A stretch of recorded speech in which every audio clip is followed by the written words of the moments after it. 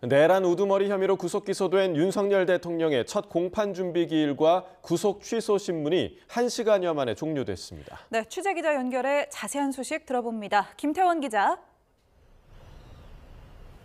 네, 서울중앙지방법원입니다. 네, 오전에 준비 기일에서는 어떤 내용이 오갔습니까? 네, 서울중앙지법은 오늘 오전 10시부터 윤 대통령의 첫 번째 공판 준비 기일을 열었습니다. 재판은 13분 만에 종료됐는데요. 윤 대통령 측은 먼저 공소사실 인정 여부를 묻는 재판부 질문에 수사 기록을 열람하지 못해 인정 여부를 밝히기 어렵다며 시간이 더 필요하다고 말했습니다. 윤 대통령 측은 또 김영현 전 국방부 장관이나 조지호 경찰청장 등 내란 공범들 사건과의 병합 심리나 집중 심리에 대해서도 별다른 입장을 밝히지는 않았습니다. 반면 검찰은 재판이 늘어질 우려가 있다며 병합 심리에 대해선 반대한다는 뜻을 내비쳤습니다.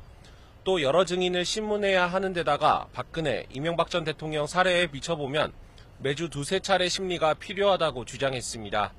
이 밖에도 검찰은 준비된 서류 증거가 230여 건의 7만 쪽이라고 밝혔습니다. 재판부는 다음 달 24일 오전 10시에 2차 준비 기일을 진행한 뒤 이후부터는 공판 기일을 진행하겠다고 밝혔습니다. 네, 윤 대통령 측이 청구한 구속 취소 신문도 이어서 곧바로 진행됐죠?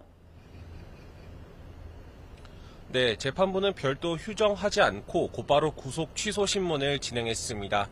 먼저 발언에 나선 윤 대통령 측은 검찰이 구속기한이 지난 뒤 기소했다고 주장하며 불법 구금이라고 주장했습니다.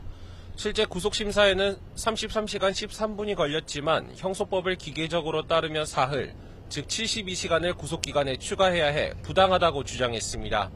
방어권을 보장하는 차원에서 구속기간에 하루 정도만 추가한다고 하면 지난달 25일 24시에 풀려났어야 한다는 주장입니다. 윤 대통령 측은 또 상급심에서 이 같은 주장이 만약 받아들여진다면 불법 구금 문제가 수사기관에서 법원으로 확대될 소지도 있다며 재판부를 압박했습니다. 또 내란죄 수사권이 없는 공수처가 위법 수사를 진행한 것이라 법원이 발부한 구속영장도 위법하다는 논리를 폈습니다. 이 밖에도 계엄은 거대 야당의 줄타넷과 예산 삭감으로 인한 위기 상황을 국민에게 호소하기 위해 선포한 것으로 내란죄가 성립하지 않고 증거인멸 우려도 없다고 강조했습니다. 윤 대통령은 오늘 신문에 직접 참여는 했지만 직접 의견을 말하지는 않았습니다. 네, 그렇다면 윤 대통령 측 주장에 대한 검찰 측의 입장은 어떻습니까? 네, 검찰은 윤 대통령 측 주장은 그동안 이뤄진 법원 판단과도 배치되는 내용으로 구속기간은 시간이 아닌 날로 계산하는 것에 대해 이견의 여지가 없다고 강조했습니다.